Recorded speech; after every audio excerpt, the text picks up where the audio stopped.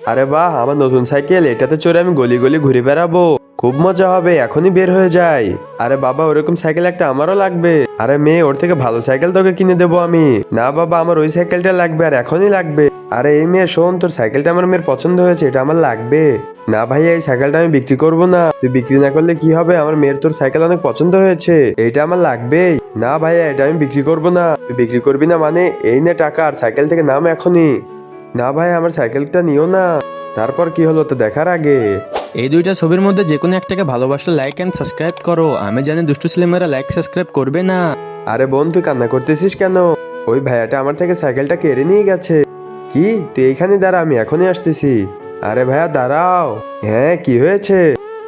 এই টাকা তোমার কাছেই রাখো, আর আমার বোনের সাইকেল আমাকে ফেরত দাও। তুমি এই টাকা দিয়ে আমার বোনের খুশি কিনতে পারবে না।